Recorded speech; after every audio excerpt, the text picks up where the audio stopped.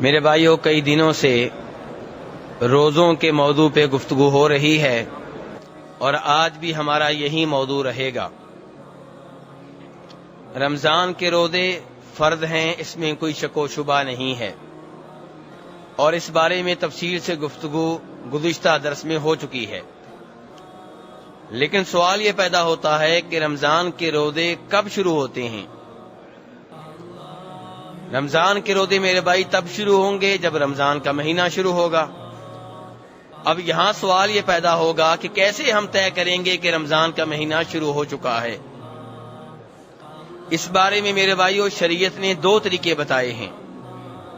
پہلا طریقہ یہ ہے کہ آپ چاند دیکھیں، چنانچہ امام بخاری اور امام مسلم دونوں روایت کرتے ہیں جناب عبداللہ ابن عمر رضی اللہ عنہما سے، وہ کہتے ہیں کہ فرمایا نبی صلی اللہ علیہ وسلم نے، اذا رأیتموہ فصوموا واذا رأیتموہ فافطروا فإن غم علیکم فاقدروا له، وفی روایت للبخاری فإن غم علیکم فاکملوا العدۃ 30، کہ فرماتے ہیں نبی علیہ السلام کہ چاند دیکھ کر روزہ رکھنا ہے۔ کیا دیکھ کر میرے بھائیو؟ چاند دیکھ کر روزہ رکھنا ہے، اور چاند دیکھ کر روزے ختم کرنے ہیں۔ فرمایا اگر بادل ہوں، چاند دیکھنے میں مشکل پیش آئے تو پھر 30 دن مکمل کر لو شعبان کے مہینے کے۔ میرے بھائیو اس حدیث سے یہ معلوم ہوا کہ رمضان کے مہینے کا تعلق، رمضان کے مہینے میں روزے رکھنے کا تعلق چاند دیکھنے سے ہے، سائنسی حساب کتابوں سے اس کا کوئی تعلق نہیں ہے۔ سائنسی ایجادات، سائنسی فارمولے، سائنسی ضوابط اور قواعد یہ ہمیں فائدہ تو دے سکتے ہیں، چاند دیکھنے میں آسانی ہو سکتی ہے، لیکن سائنسی اصولوں کی وجہ سے بغیر چاند دیکھ کے ہم روزہ رکھنا شروع کر دیں، شریعت اس کی اجازت نہیں دیتی۔ تو شریعت نے روزہ رکھنے کا جو تعلق قائم کیا وہ کس سے قائم کیا ہے؟ چاند دیکھنے سے، اور چاند دیکھنے سے ہی تعلق ہوتا ہے اسلام میں دیگر چیزوں کا بھی۔ عدت کب شروع ہوتی ہے، عورت کا سوگ کب شروع ہوتا ہے، یہ تمام چیزیں جو ہیں ان کا تعلق چاند دیکھنے سے ہے۔ تو اس لیے رمضان کے مہینہ کب شروع ہوتا ہے اس کا تعلق بھی چاند کے دیکھنے سے ہے، اور کب رمضان کا مہینہ ختم ہو رہا ہے اس کا تعلق بھی چاند کے دیکھنے سے ہے۔ اب سوال یہ پیدا ہوگا کہ رمضان شروع ہو گیا، اس معاملے میں کتنے لوگ جو ہیں وہ گواہی دیں تو ان کی گواہی پہ حکومت یہ اعلان کرے گی کہ رمضان کا مہینہ شروع ہو گیا ہے؟ تو میرے بھائیو اس بارے میں وہ حدیث ہم نے اپنے ذہنوں میں رکھنی ہے جسے جناب عبداللہ ابن عمر رضی اللہ عنہما روایت کرتے ہیں۔ کہتے ہیں کہ ترا الناس الہلال، کہ لوگوں نے چاند دیکھنے کی کوشش کی، لوگ چاند دیکھ رہے ہیں، ہر ایک کی نگاہیں اوپر ہیں کہ چاند نظر آ جائے۔ عبداللہ ابن عمر کہتے ہیں لیکن چاند دیکھنے میں کامیاب میں ہوا، میں نے نبی علیہ السلام کو بتایا، فصام وامر الناس بصیامہ، تو آپ نے خود بھی روزے رکھے اور لوگوں کو بھی روزہ رکھنے کا آرڈر دیا۔ تو یہاں پہ کتنے لوگوں نے چاند دیکھا ہے اس حدیث میں؟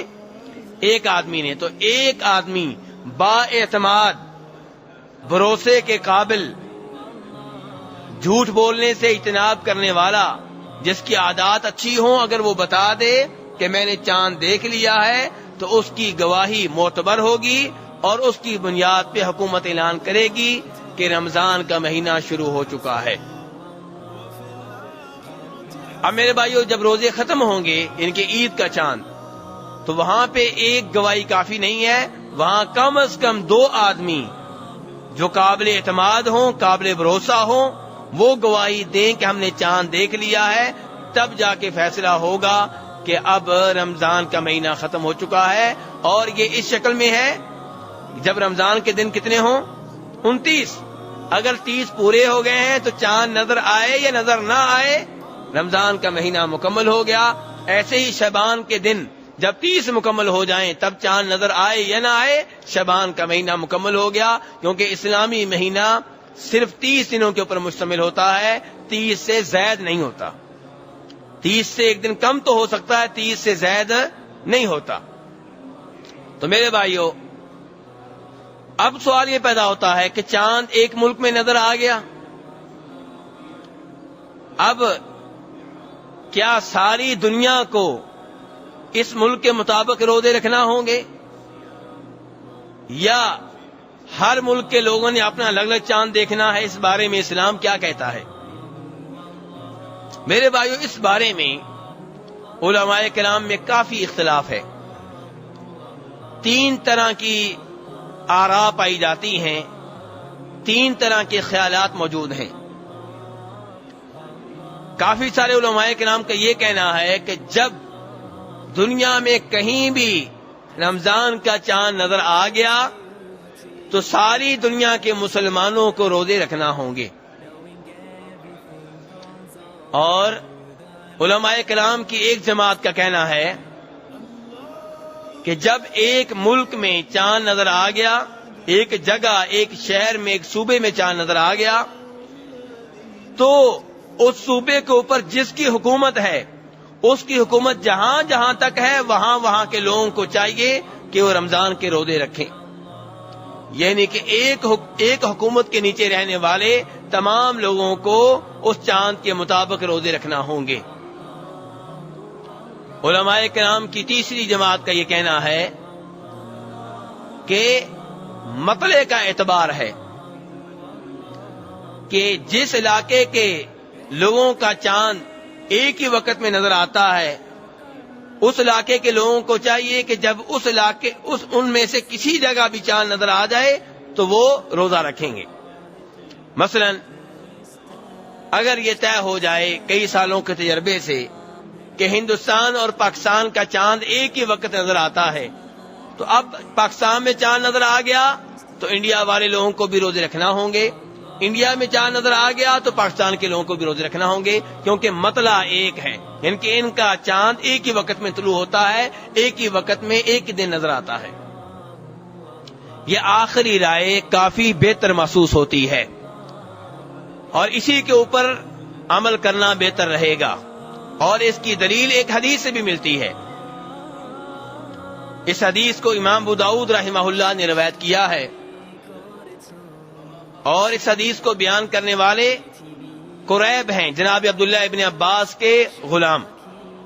یہ قریب کہتے ہیں کہ مجھے عبداللہ ابن عباس کی والدہ ام الفضل نے مدینہ مکہ سے بھیجا شام۔ کہاں بھیجا؟ شام، کہ وہاں جا کے امیر معاویہ سے ملنا ہے، ان سے کوئی کام ہے۔ کہتے ہیں میں شام گیا، امیر معاویہ سے ملا، جو ڈیوٹی لگائی تھی وہ پوری کی، تو انہی دنوں رمضان کا چاند نظر آ گیا، اور یہ چاند نظر آیا جمعہ کی رات۔ کس رات نظر آیا میرے بھائیو؟ آپ میرے ساتھ ہیں نا؟ میں صرف اپنے آپ سے گفتگو تو نہیں کر رہا نا، آپ میرے ساتھ رہیے گا۔ تو جمعہ کی رات چاند دیکھا۔ کہتے ہیں چنانچہ شام کے لوگوں نے روزہ رکھا، امیر معاویہ نے روزہ رکھا، میں نے بھی روزہ رکھا۔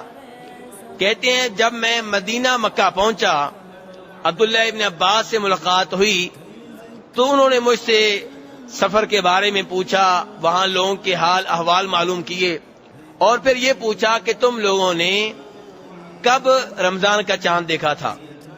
میں نے کہا جمعہ کی رات۔ عبداللہ ابن عباس کہنے لگے کیا خود تم نے بھی دیکھا تھا؟ میں نے کہا میں نے بھی دیکھا تھا، میں نے بھی دیکھا، دیگر لوگوں نے بھی دیکھا، روزہ اس کے مطابق امیر معاویہ نے بھی رکھا، لوگوں نے بھی رکھا۔ تو عبداللہ ابن عباس کہنے لگے کہ ہم نے یہاں پہ یہ چاند دیکھا تھا ہفتہ کی رات۔ کس رات دیکھا تھا؟ اور ہم اپنے روزے 30 مکمل کریں گے یا پھر ہم اپنا چاند دیکھیں گے، یعنی کہ اگر ہم 29 رکھیں گے تو اس لیے کہ چاند نظر آ گیا اپنا یہاں پہ، اور یا پھر ہم 30 مکمل کریں گے، یعنی کہ ہمیں شام والوں سے اس معاملے میں لینا دینا نہیں ہے۔ اور کہا کہ ہمیں نبی علیہ السلام نے ایسے ہی آرڈر دیا تھا، ایسے ہی حکم دیا تھا۔ تو میرے بھائیو، اس سے پتا چلا کہ مکہ مدینہ کے لوگ جو ہیں ان کا اپنا مطلع ہے، شام والوں کا اپنا ہے. تو اگرچہ حکومت وہاں پہ یہاں پہ ایک ہی ہے، وہاں پہ بھی امیر معاویہ کی حکومت ہے، یہاں پہ بھی امیر معاویہ کی حکومت ہے، لیکن جہاں پہ چاند نظر آ گیا ہے اور وہاں کے لوگوں سے جن کا مطلع ملتا ہے وہ اس چاند کے مطابق رمضان کے روزے شروع کر دیں گے، اور جن کا مطلع نہیں ملتا، جن کا چاند عام طور پہ مختلف نظر آتا ہے، مختلف دنوں میں نظر آتا ہے، تو وہ ان کا اعتبار نہیں کریں گے. اور اس کی ایک اور دلیل بھی ہے کہ اب پاکستان کے لوگ کب روزہ افطار کرتے ہیں؟ جب وہاں پہ سورج ڈوب جاتا ہے، غروب ہو جاتا ہے، اور انڈیا کے لوگ جب وہاں پہ سورج غروب ہوتا ہے، یعنی کہ یہاں پہ لوگ ایک دوسرے کو نہیں دیکھتے. تو ایسے ہی یہ بظاہر نعرہ بڑا اچھا نظر آتا ہے، کئی لوگ یہ نعرہ لگاتے ہیں اور یہ بات کرتے ہیں جی تمام دنیا کے مسلمانوں کی ایک وقت میں عید ہونی چاہیے. بات کہہ لینا آسان ہے، ویسے اچھی بھی لگتی ہے، لیکن نہیں میرے بھائی.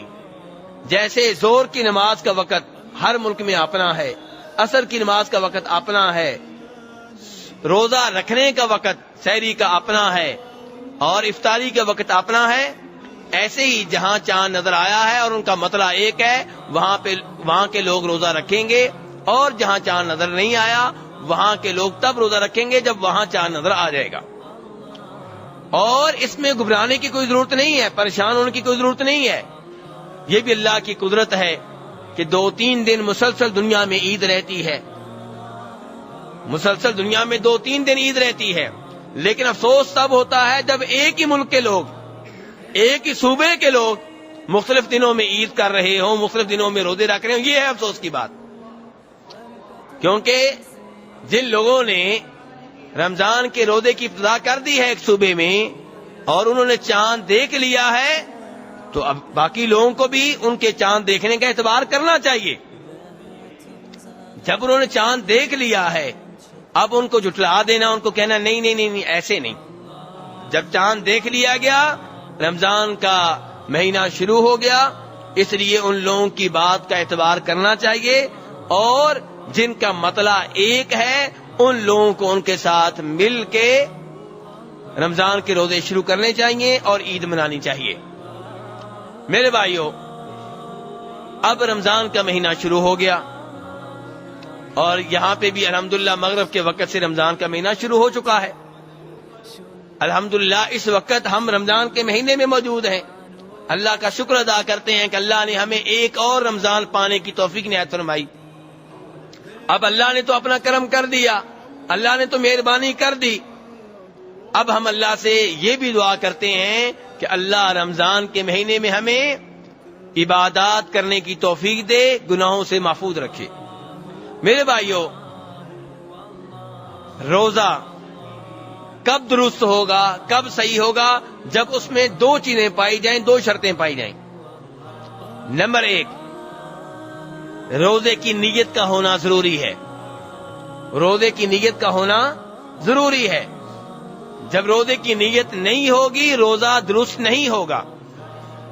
ایک آدمی کو ڈاکٹر نے کہا ہے کہ تم مغرب سے فجر تک بھوکے رہا کرو، وہ بھوکا رہتا ہے. رمضان شروع ہو گیا تو وہ اپنی اسی نیت کے ساتھ بھوکا رہ رہا ہے. اب بعد میں کہے جی میں نے بھی روزے رکھے تھے. نہیں بھئی، تمہارے روزے نہیں تھے، تم نے تو پروگرام بنایا ہی نہیں تھا کہ میں اللہ کی عبادت کے طور پہ مغرب سے فجر تک بھوکا رہوں گا، یہ تم نے سوچا ہی نہیں تھا.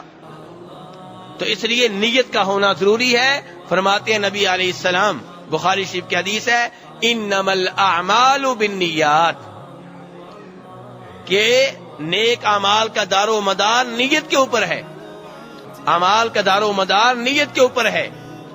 اگر کوئی آدمی اس لیے بھوکا رہتا ہے مغرب سے فجر تک کہ میں روزہ رکھ رہا ہوں تو اس کا روزہ ہوگا، اور جو اس لیے بھوکا رہتا ہے کہ میرا پیٹ بڑھ رہا ہے، چربی بڑھ رہی ہے اور مجھے اپنی وزن کو کم کرنا ہے، اور بعد میں کہے جی میرا روزہ تھا، نہیں کوئی روزہ نہیں تھا. اگرچہ تم بھوکے رہے ہو، پانی کے قریب نہیں گئے، کھانے کے قریب نہیں گئے، لیکن یہ روزہ نہیں ہے، کیونکہ تم اس نیت سے بھوکے نہیں رہے کہ میں اللہ کی عبادت کے طور پہ یہ بھوکا رہ رہا ہوں. تو اس لیے نیت کا ہونا بہت ضروری ہے میرے بھائیوں. اور نیت میں 4 چیزیں دیکھنی چاہیے. نمبر 1 کہ نیت میں پختگی ہو، پکا پروگرام ہو. یہ نہیں کہ آپ نے سوچا ہے فجر سے پہلے کہ دیکھوں گا 8-9 بجے تک شاید میں روزہ رکھ لوں، اگر سے ٹھیک ہوئی تو رکھ لوں گا، سے ٹھیک نہ ہوئی تو نہیں رکھوں گا. تو یہ نیت قابل اعتبار نہیں ہے. فجر سے پہلے تک آپ کی پختہ نیت ہو جانی چاہیے کہ اب میرا روزہ شروع ہو رہا ہے. تو اگر یہ کچا پکا کام ہے، کبھی سوچتے ہیں رکھوں گا کبھی نہیں، تو یہ نیت پکی نہیں ہے. تو ایسی نیت کا کوئی اعتبار نہیں ہے. پھر چاہے آپ بھوکے بھی رہیں تو وہ روزہ نہیں ہے. دوسری بات یہ ہے کہ روزے کی تعیین ہونی چاہیے. کون سا روزہ ہے؟ کیا آپ نفلی روزہ رکھ رہے ہیں کہ فرض رکھ رہے ہیں؟ فرض رکھ رہے ہیں تو کون سا ہے؟ رمضان کا ہے؟ کوئی کفارہ آپ کے ذمے تھا یا کوئی منت آپ نے مانی تھی؟ کون سا روزہ رکھ رہے ہیں؟ آپ کو پتا ہونا چاہیے کون سا میں روزہ رکھ رہا ہوں. اور تیسرے نمبر پہ یہ کہ روزے کی یہ نیت رات سے ہو، فجر شروع ہونے سے پہلے، فجر کی اذان سے پہلے، طلوع فجر سے پہلے یہ آپ کی نیت ہو جائے کہ میں روزہ رکھ رہا ہوں. اگر نیت آپ کرتے ہیں فجر کی نماز کے بعد تو فرض روزہ نہیں ہوگا. فرض روزے کی نیت طلوع فجر سے پہلے ہونا ضروری ہے. ابو داؤد کی روایت ہے، جناب حفصہ رضی اللہ عنہ فرماتی ہیں کہ فرمایا نبی علیہ السلام نے من لم یجمع الصیام قبل الفجر فلا صیام له، کہ جو فجر سے پہلے روزے کی نیت نہیں کرتا اس کا روزہ نہیں ہے. اس لیے فرض روزے کی نیت فجر سے پہلے ہونا ضروری ہے. البتہ نفلی روزہ آپ فجر کے بعد بھی رکھ سکتے ہیں. آپ نے فجر کی اذان کے بعد، طلوع فجر کے بعد کوئی چیز نہیں کھائی، پانی نہیں پیا، اور 9-10 بجے جا کے آپ کا پروگرام بنا کہ آج میں روزہ رکھ لیتا ہوں. تو چونکہ یہ نفلی روزہ ہے تو آپ رکھ سکتے ہیں، آپ کا روزہ ٹھیک ہوگا، درست ہوگا. اور اس کی دلیل وہ حدیث ہے جسے جناب عائشہ رضی اللہ عنہ روایت کرتی ہیں، اور امام مسلم رحمہ اللہ نے اسے اپنی حدیث کی کتاب میں جگہ دی ہے، درج کیا ہے کہ نبی علیہ الصلوۃ والسلام ایک دن صبح گھر تشریف لائے. پوچھا کیا کوئی کھانے کی چیز ہے؟ تو امہات المؤمنین نے جناب عائشہ رضی اللہ عنہ نے بتایا کہ کوئی چیز نہیں ہے. آپ نے کہا فإنی اذن صائم، اگر یہ بات ہے کوئی چیز نہیں ہے تو ٹھیک ہے، پھر میں آج روزے کی حالت میں ہوں. اس کا کیا مطلب ہے کہ اگر چیز مل جاتی تو روزہ نہیں تھا، نہیں ملی تو ٹھیک ہے آج پھر روزہ چلے گا. اور کسی اور دن تشریف لائے، پوچھا کھانے کی کوئی چیز ہے؟ آپ کو بتایا کہ ہاں. تو پھر آپ نے وہ چیز کھا لی اور بتایا کہ میں نے صبح روزے کی نیت کی ہوئی تھی لیکن چیز مل گئی ہے تو ٹھیک ہے. تو نفلی روزے میں گنجائش ہوتی ہے، روزہ رکھ کے آپ توڑ سکتے ہیں، کوئی قضا نہیں ہے. اور روزہ آپ نے صبح نہیں رکھا ہوا لیکن کچھ کھایا بھی نہیں، کچھ پیا نہیں، 9 بجے پروگرام بن گیا کہ آج روزہ رکھ لوں، رکھ سکتے ہیں، کوئی مسئلہ نہیں ہے. لیکن فرض روزے کی نیت فجر سے پہلے ہونا ضروری ہے. نفلی روزوں کی نیت صبح کے وقت فجر کے بعد کی ہے عبداللہ ابن عباس نے بھی، عبداللہ ابن مسعود نے بھی، ابو ایوب انصاری نے بھی، اور دیگر کئی ایک صحابہ کرام نے بھی. میرے بھائیو، نیت کے تعلق سے چوتھی بات یہ ہے کہ کیا رمضان کے ہر روزے کی نیت کرنا ضروری ہے یا ایک بار نیت کر لی پورے مہینے کی چلے گی؟ تو بہتر یہ ہے کہ ہر رات آپ کی نیت ہو کہ میں صبح روزہ رکھوں گا، اور اگر ایک دفعہ نیت کر لیتے ہیں تو انشاءاللہ وہ بھی ٹھیک ہوگا. لیکن بہتر یہ ہے کہ ہر رات آپ کے پروگرام میں یہ بات شامل ہو کہ صبح میرا روزہ ہوگا. تو میں بیان کیا کر رہا تھا، روزے کے درست ہونے کے لیے کتنی شرطیں ہیں، کتنی چیزوں کا ہونا ضروری ہے؟ 2 چیزوں کا. تو پہلی کیا تھی؟ نیت. اور دوسری یہ کہ اگر کوئی عورت ہے تو وہ حیض سے، نفاس سے پاک ہو. حیض کی حالت میں کوئی عورت روزہ رکھنا چاہے بھی تو روزہ ٹھیک نہیں ہوگا. نفاس کی حالت میں کوئی عورت روزہ رکھنا چاہے بھی تو روزہ ٹھیک نہیں ہوگا، درست نہیں ہوگا. حیض کے بارے میں تو آپ معلومات رکھتے ہیں، نفاس کسے کہتے ہیں میرے بھائیوں؟ نفاس کے بارے میں بھی آپ کو معلوم ہونا ضروری ہے، کیونکہ علماء کرام جو کتابیں لکھتے ہیں اس میں وہ نفاس لکھ دیتے ہیں، بس کچھ اور نہیں لکھتے. تو اس لیے آپ کو معلوم ہونا ضروری ہے کہ نفاس کسے کہتے ہیں. نفاس اس خون کو کہتے ہیں جو ولادت کی وجہ سے آتا ہے. حیض اس خون کو کہتے ہیں جو ہر مہینے آتا ہے 6 دن 7 دن، اور نفاس کس خون کو کہتے ہیں جو ولادت کی وجہ سے آتا ہے.